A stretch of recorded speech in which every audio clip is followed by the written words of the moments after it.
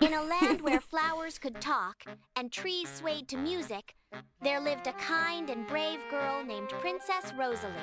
Princess Rosalie was known as the Rose Princess, for wherever she walked, roses bloomed in her footsteps.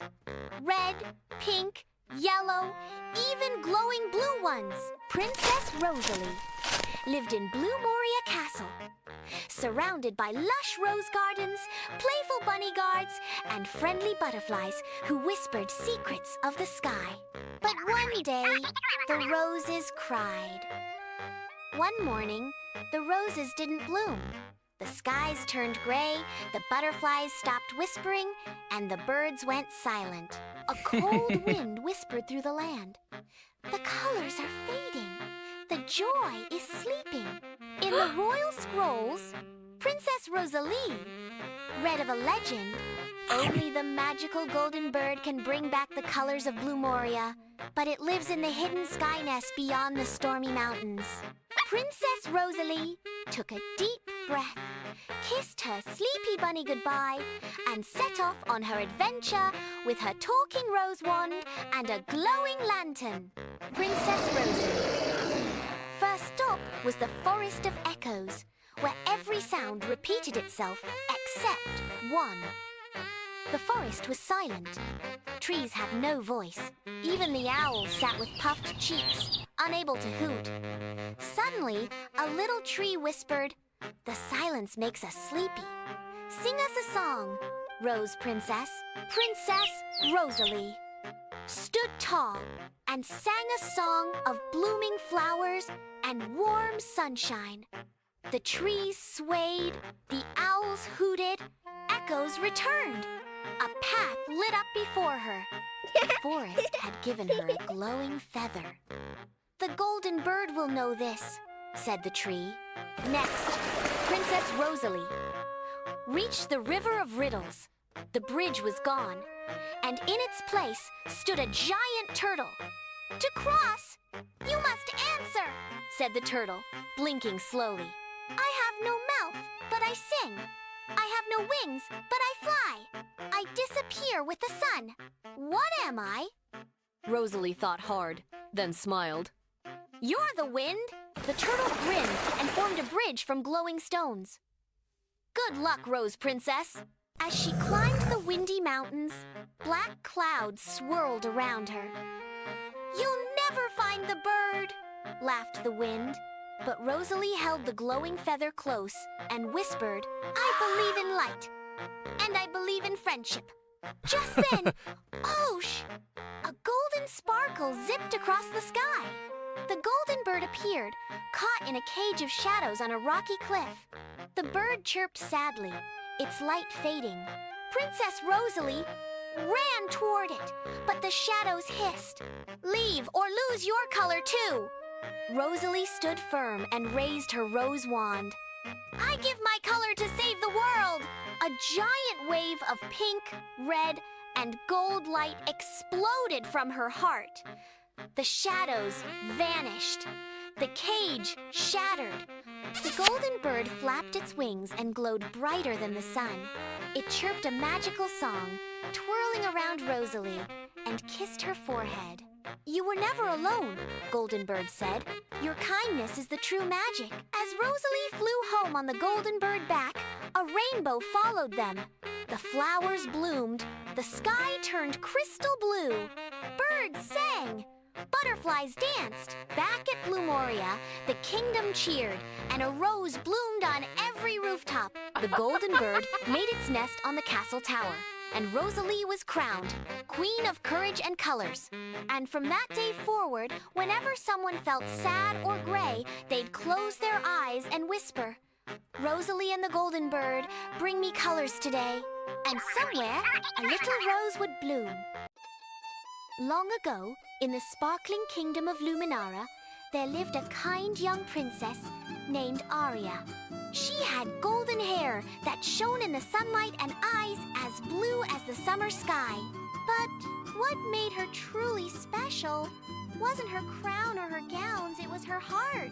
Aria loved helping people, whether it was carrying baskets for the bakers, feeding the palace swans, or telling bedtime stories to the children in the village.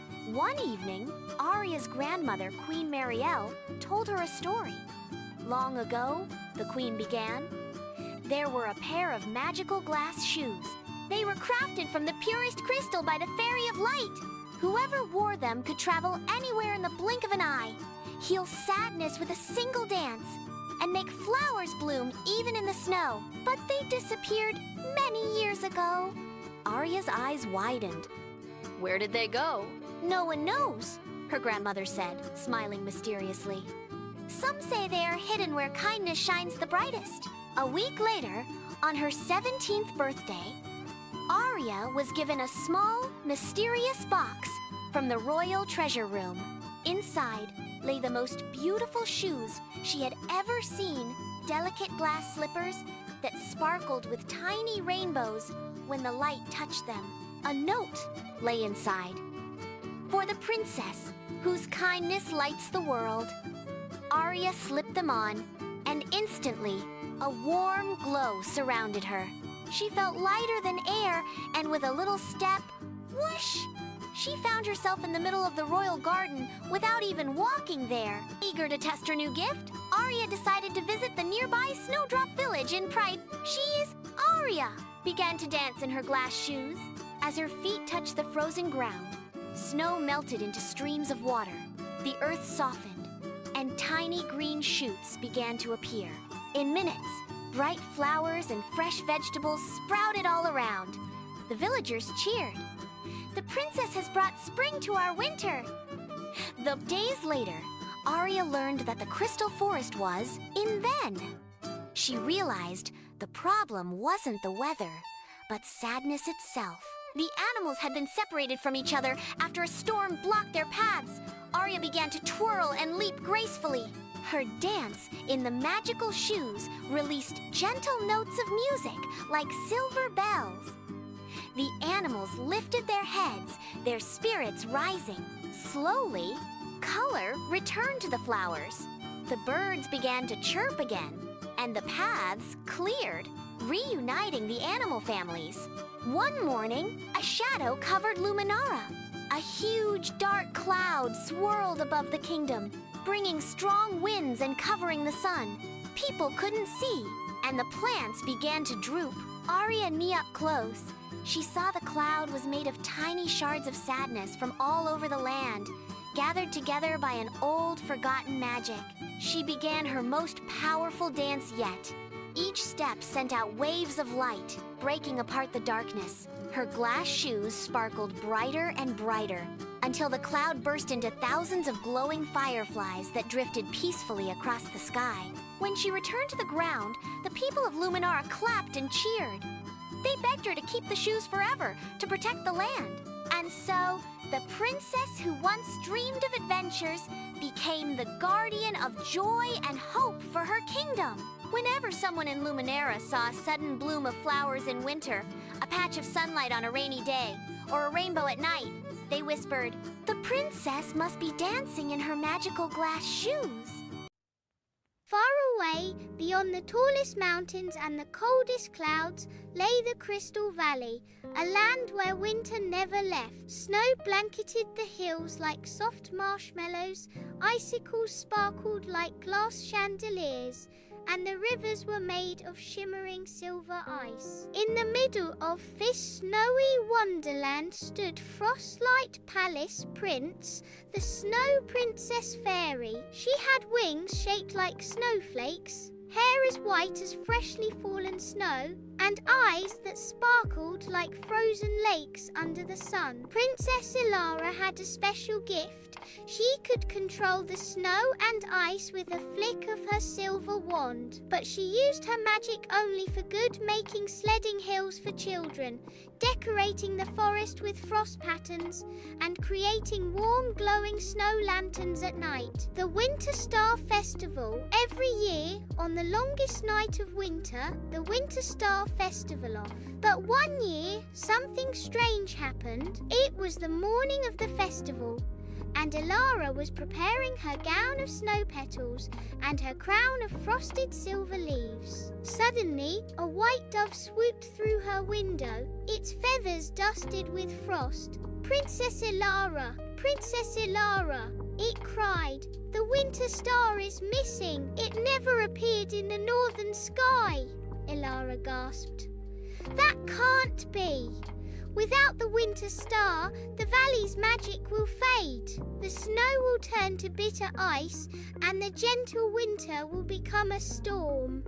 She knew she had to act quickly. Taking her wand, she called upon her two loyal companions, Neva, Frostwing, a silver-blue owl who could fly faster than the north wind. They set off through the Whispering Pines forest, where the trees hummed in the wind. The air grew colder and sharper. "The magic is already fading," Alara murmured. Along the way, they met a family of foxes huddled together for warmth. "The streams are freezing solid," said the fox mother. "Something is wrong with the winter." Following a trail of shimmering frost left behind by the star's light, the group reached the ice cavern of echoes, a place where every sound bounced back 100 times. Inside, the walls were covered with frozen crystals that glowed faintly. There, in the deepest chamber, they found the Frost Goblin, a small, grumpy creature with icicles in his beard. He was polishing something in his hands, a faintly glowing shard of the winter star. "Why do you have part of the winter star?" Alara demanded. The goblin frowned. "I didn't steal it. Last night, the star fell from the sky and shattered. Pieces scattered everywhere. I found this one, but the rest I don't know where they are." Alara realized they had to find all the pieces before the night ended. With the goblin's help, they traveled to Tea, where a shard was trapped inside a block of ice.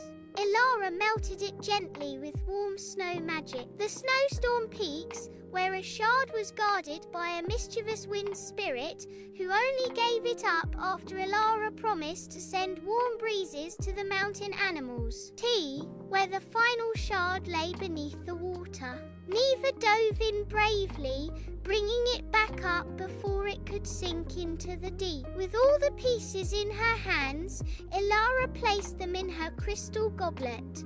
She spoke the ancient winter spell.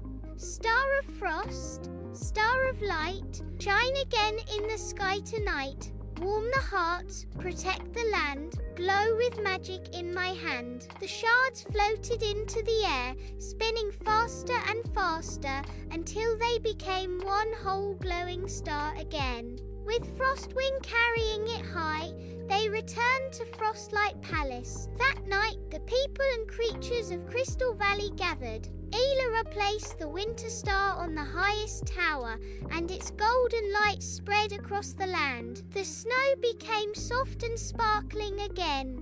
The bitter cold faded and joy filled the air. The festival went on until morning with dancing, music, and sweet snowberry pies. And from that winter on, the winter star never went missing again. Once upon a time, in a bright meadow full of glowing flowers, lived a fairy named Lena. She wasn't like other fairies who danced all day or painted the skies with colors. Lena had a special gift. She was the tailor fairy. With her golden needle and silver thread, she stitched dresses from flower petals, butterfly wings, and morning dew. Every fairy loved her creations. For the spring festival, Lena made gowns that sparkled like stars and capes that shimmered like rainbows. Everyone praised her, and soon she became the most admired fairy in the meadow. But among the fairies lived another one, named Mira. Mira loved fashion, too, but no matter how hard she tried, her clothes never looked as beautiful as Lena's. Day by day, jealousy began to grow in her heart. One night, while everyone was asleep, Mira flew quietly to Lena's workshop. She saw rows of dresses glowing gently in the moonlight. Her eyes filled with envy, and before she could stop herself, Mira tugged at the threads and ruined every gown. The delicate petals fell apart, and the sparkling threads tangled into knots. The next morning, Lena discovered the mess. Her eyes welled with tears. "Oh no, all my work for the festival is gone." Mira stood nearby, pretending not to know, but guilt pricked her heart like thorns. When the other fairies saw what had happened, they whispered and worried. How could the festival go on without the beautiful dresses? But instead of getting angry, Lena took a deep breath and said gently, "Don't worry, I will fix them, but I may need help." The fairies offered, but their stitches were clumsy. Finally, Mira stepped forward. Her voice shook. I was the one who ruined them. I was jealous of you. But please, let me help make it right." Lena looked at her with kind eyes. "You should have told me how you felt. I would have taught you," Mira gasped. "You would? Of course." Lena smiled. Sharing makes magic stronger. Together, they worked all day. Lena guided Mira's hands, showing her how to weave threads of moonlight and dew. Slowly, the ruined dresses became even more dazzling than before. Mira's stitches added her own style, bold, colorful patterns that shone like fireflies. When the festival night came, every fairy twirled in sparkling gowns, more beautiful than ever. The meadow glittered with joy. From then on, Lena and Mira became partners, the twin tailor fairies. Lena's gentle touch and Mira's bright designs made them the best team in the fairy world. And most importantly, Mira learned that friendship shines brighter than jealousy. Long ago, in a peaceful valley surrounded by mountains as high as the clouds, there lived a kind boy named Leo. Leo was poor but cheerful, always helping his neighbors, collecting herbs for the healer, and singing with the birds. He lived with his grandmother, who often told him bedtime stories about a magical horse with a silver mane and wings brighter than the stars. "Remember, Leo," his grandmother would whisper, "the magical horse appears only to the purest of hearts. Whoever rides it can travel to the kingdom of dreams, where wishes come true." Leo always dreamed of seeing that horse, but he thought it was only a fairy tale. One evening, while gathering firewood, Leo heard a strange sound, a soft, melodic whinny, unlike any ordinary horse. Following the sound, he entered the misty forest. There, under the glow of the full moon, stood the most breathtaking creature he had ever seen. A snow-white horse with a flowing silver mane, wings that shimmered like moonlight, and eyes filled with warmth and wisdom. "You are the one I've been waiting for, Leo," the horse spoke gently, for it was no ordinary horse. It could talk. Leo gasped, bowing his head. "Are you the magical horse?" "Yes," the horse replied. "My name is Starlight, guardian of dreams. I have watched your kindness, your bravery, and your heart. Will you ride with me to the kingdom of dreams?" Leo's eyes sparkled. "Yes, Starlight, I will!" The flight to the kingdom of dreams. Starlight spread his mighty wings, and with a single bound, they soared into the sky. The wind whooshed past Leo's face as they flew above the mountains, across sparkling rivers, and through a sea of stars. Soon, a glowing gate appeared in the sky, made of crystal clouds. As they passed through, Leo gasped in wonder. Below stretched the kingdom of dreams, a land where candy trees swayed, rivers of rainbow water flowed, and castles shimmered with diamond towers. Children laughed and played on cotton candy hills. Friendly dragons curled up like kittens, and music floated in the air without instruments. "It's more beautiful than I ever imagined," Leo whispered. But Starlight warned him. "The kingdom of dreams is not just for fun. Everyone who enters must pass a test. Only those who think of others before themselves can remain here." Suddenly, 3 paths opened before Leo. A golden path lined with treasure chests overflowing with jewels. A silver path filled with delicious foods and sweets. A glowing rainbow path leading into a dark cave where a faint cry for help could be heard. Leo looked at the treasure and food, his stomach growling, but then he heard the soft cry again. "Someone is in trouble," he said firmly, guiding Starlight toward the cave. Inside, they found a small girl trapped under heavy crystal rocks. With Starlight's strength and Leo's determination, they freed her. The girl smiled, and suddenly, she transformed into a shining fairy. "You chose kindness over riches and comfort," said the fairy. "That is the true key to the kingdom of dreams." The fairy waved her wand, and Leo was showered with golden light. She turned to Starlight and said, "This boy has passed the test. From now on, he may ride you whenever he wishes." Leo's heart leapt with joy. Starlight bent down. "Whenever you need me, call my name under the moonlight, and I shall come. Together, we will bring hope and dreams to those who need them most." As dawn broke, Leo returned home on Starlight's back. His grandmother was waiting by the door, smiling knowingly. "I see you found him," she said softly. From that day on, Leo and Starlight became protectors of the valley. They visited sick children, bringing them dreams of laughter. They helped farmers by guiding rain clouds over thirsty fields. They even led lost travelers safely home. And every night, when Leo looked at the stars, he knew he had a true friend in Starlight, the magical horse guardian of dreams. Once upon a time, in a sunny meadow at the edge of Whispering Woods, there lived 3 little rabbit siblings, Ruby, Robbie, and Rosie. They were fluffy, quick, and loved to hop around all day. One day, Mama Rabbit said, "Children, it's time you build your own houses to stay safe from the big bad wolf." So off they went. Ruby, the fastest, built a little house of carrots because she liked snacking while working. Robbie built a house of sticks strong, but not too fancy. Rosie, the wisest, built a house of bricks, nice and sturdy. Just as they finished, along came the big bad wolf. He licked his lips and knocked on Ruby's carrot house. Little rabbit, let me come in." Ruby shook her head. "Not by the whiskers on my fluffy chin." So the wolf huffed and crunch. The carrot house fell apart. Ruby hopped as fast as she could to Robbie's stick house. The wolf followed, growling. "Little rabbits, let me in.